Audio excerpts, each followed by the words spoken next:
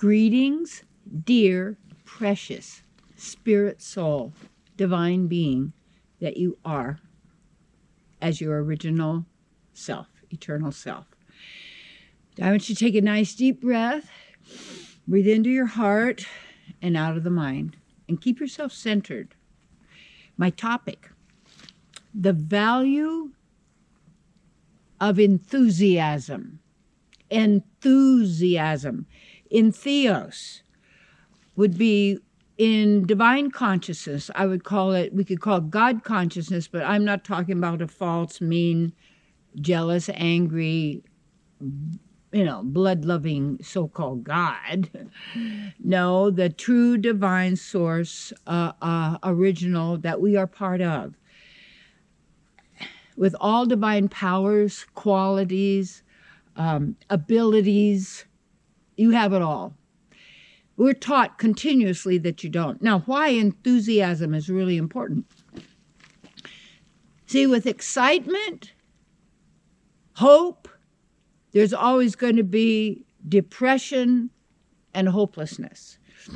Whoever they are at the time, probably would have said I could have been a manic, or I could have been, whatever they call it, you go real high and real low. And what I found from that for myself was it was the mind. It was, you'd get real excited and enthused about something, about what's going to happen and all of that, and then something then triggers the depression. It's not going to happen. What are most people depressed about? It's the belief that their future happiness has been ruined. Could be somebody ruined it, because you're then projecting into the future rather than staying now. And why enthusiasm is so important is that you're to have the absolute most magnificent future for yourself has to happen in the now. And what happens is people when they start to look at what they want to go to or attain or achieve in this moment and beyond, mostly they look into the past because they're looking into the memory bank. And in that stored every magazine article you've read, every book, or whatever teacher said, what the government has told you, what your neighbors have told you, your parents, your family, your brothers and sisters. And I was talking with some family relatives yesterday that stopped by at Shasta. It was great. And just noticing how much hatred they have in their families with people. And I noticed that, that I have... there was one person, not really, it was by marriage in a family, had a lot, I've met him in all these years, and it had been years since I had seen him, all the resentment, all the hatred. You wonder why, what's their problem? Because they were the one inflicting all the trouble, but that's what happens. Because, and then this nastiness becomes contagious, just like it seems to be like a really interesting political thing, to be an intellectual and to analyze it and figure it out and do this and that. And it's endless. It's just like this one coffee shop I like to go to down in Dunsmuir. There's really great kids, the Wheelhouse. And there's a man that comes in and he donates his New Yorker magazine there. Well, I like the jokes. That's really, I really don't care. I don't read those kind of articles because I'm not an intellectual. I'm gaining spiritual intelligence and such, but I'm not one of those that really enjoys all of that intellectual discussion because they're all based on beliefs and concepts and what people have been trained to believe in or focus on. And my work always has been the divine experiment. And when I did my ministry in San Diego in the late 70s and the 50s up to 1985, not the 50s, 80s, 1985, it was always about the divine experiment. And I always said, if I find something better than what I'm doing here, I'm leaving, because I'm always looking for the absolute truth. What is the absolute truth? Because, there is no absolute. Yes, there is. Get over it. Because it's the basis of a foundation of who we all are. It's a fabric of our being. And we are all that life is. You and me, the divine living entities. We are life. The rest is our projection. It is our manifestation. It is is the created world that we are experiencing. And every creation also has a beginning, a middle, and an end. That's just how it works. So anyway, the value in enthusiasm is this, that people tend to get taken down by what happens around them, what other people are saying, what other people are thinking. And I was noticing what these relatives too, and they're just, I love them, they're dearly beautiful.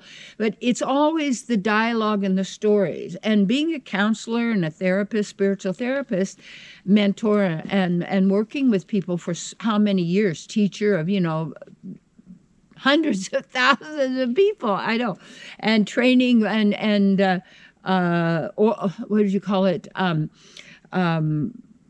People to be ministers and practitioners and therapists and all that sort of thing. Is that what I learned in all of that? Everybody's got a story, and everybody out there, most people, believe that their story is really big deal, really important.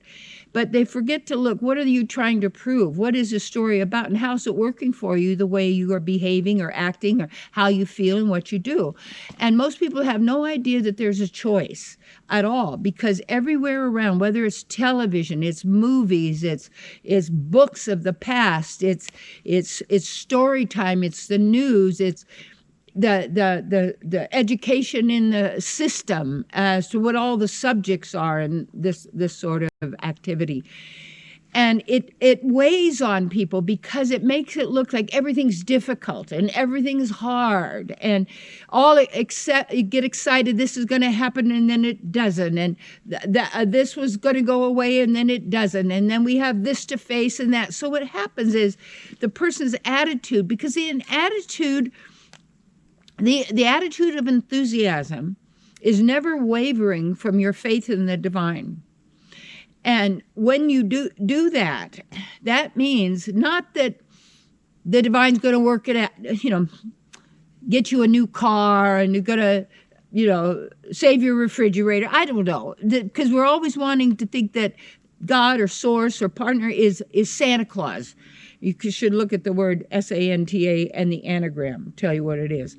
So then they lose their enthusiasm, and then they're in the doldrums. They're depressed, they're discouraged, they're afraid, and then living in the mind like that, the people are tortured.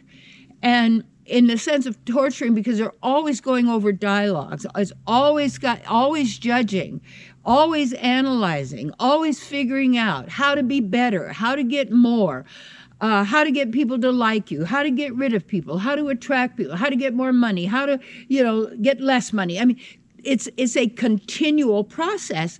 And what happens is such a distraction because it keeps us from our center. And then when we have so many people now, when they have a little time after work or they're completely absorbed in electronics of some kind, cell technology. And you have to look at that, all of these cell towers, all of these energy systems that are working in the invisible have an effect on our bodies. And if you take a look here, as we were even filming, Michael's doing all this beautiful filming, and you can see how many dead trees. Now, this is my 9th year being at Mount Shasta, and there weren't that many dead trees 9 years ago. And then I had my cousin was saying that she'd been in Yosemite and seen all the dead trees. Well, yes, and then say, well, it's the beetle. Well, when you take a look at when people are telling you that they have rockets and they have spaceships and they're into the space and they're digging under the ground and they're making and they can't get rid of a beetle in the beginning, alarm, something's weird. And then you could and you see the cell phone and the electron, all of this technology and the chemicals in the air and in the food and in the water and everything, and this is all attacking and maybe consciously or unconsciously or on purpose or not, but it is, and a lot of our naivete. I remember when my friend years ago said, oh, you have to have a cell phone right away. You have to have it in the car. You have to have it in the car. It was dumb. I don't use that. I don't want that.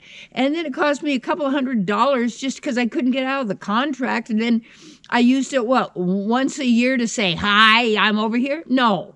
And what happens is, excitement is always about, I'm going to enjoy something. I'm going to get something. And then depression comes when you don't, or you think it's not possible, or you're too old, or you're too young, or you're the wrong color, or you're not tall enough, high enough, healthy enough, sick enough. It's all of this that people are dealing with. And what we want to do is get back to what's simple, because the simple is the easiest and the most powerful. And that's why enthusiasm is so important. And when you stay enthused, you don't get knocked about by what's going on in the outer world of any kind at all, or even anything at home. Say the plumbing goes, you don't go, you have a heart attack. You fell, what are you going to do? You're screaming. Why? What are you doing? It's just the plumbing. A lot of times I can go in there, and if you take a look at it, I've even fixed it. And not a big deal, but for me it was a big deal because how could I do it? Just look at it and go, you say, oh, I got it. It's real easy. If you go, and then you fix it, or the divine has somebody show up who can fix it. It's when you're in the consciousness of the divine, you're in a constant state of enthusiasm because you're not reacting to what goes on in the outer world as if the manifestation or the creation is more powerful than you are, and in control of how you feel, your emotions, and what you do and what you experience. And that is the usual way people are just giving over their power, giving over their joy to someone else to determine whether they can be happy or miserable, afraid or secure. And the best investment you could ever make is the one you make on yourself, and how to control your mind and know how that's functioning, knowing and learning how this world operates, and most importantly, to really know and realize and bring forth your true divine nature, and to live a divine life now in a very practical sense of it, because it's the most practical approach that there could be. And that's why everything appears so complicated out there, is to take your power and just throw it out there and give it to, you've got the power over me. You can control me. You can tell me what I can do. Then they even want to make some kind of an energetic control your soul. So when you leave your body, you have to stay in this thing. Nobody can do that. And don't ever believe that, because when you believe something, you make it happen because you say it happens. Even if it doesn't, you're living in it as if it's real and true. There was like an old Twilight Zone, I think years ago, where this guy, he was riding the trains, and he got into this one train, little carriage thing, and the door got locked, and he's in there, and then he realized he's in a refrigerated car. And so he, as it goes along, getting colder and colder and colder, and then when people finally, the train stopped, and someone opened that car up, there he was, and he'd left his body frozen. I mean, he didn't look frozen, but he'd left his body. And they had a little sign, a little thing that he'd written on the wall of the car, the train car, and it said, I'm taking my last breath because I'm almost gone. I've frozen to death, or something like that. But the car, the frozen or the ice or the refrigerated part of the car wasn't on. It was off. It wasn't even cold. But you see, the mind is so powerful that when we give it power, and people believe those thoughts and believe those images and believe what other people have told them, and how you're stupid and you can't accomplish and you'll never make anything out of yourself and you're a failure, or the evil is taking over and it's gone and it's over and it's over. Not for you.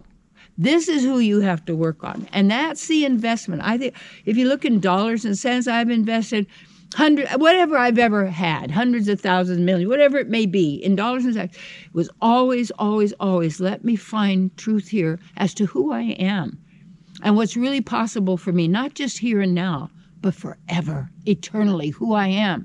And so that, to me, is the most valuable thing of enthusiasm. And then nobody takes your bliss. It doesn't, oh, well, you don't really care then and you're just enthusiastic like an idiot. No. You know the truth. You don't buy into the stories. You don't buy into the threats. You're not a pawn in somebody else's, a game of chess. You're not just a player in somebody else's movie that is predictable, that follows the path and follows the rules and is right there. No, you follow your heart, and it's always time, place, and circumstance, because you are a divine being, and you are absolute goodness is your true divine nature. So here's the deal. Practice enthusiasm for no reason at all. Just be in God consciousness. And wherever you go is holy ground. And consciousness is contagious. And one of the most wonderful gifts we can give others is to help them to feel good. Because they're so scared and feeling so bad and terrorized and going to get sick and die and lose their mind. When you are pristine, you see, no one or nothing can ever harm you at the level of who you are.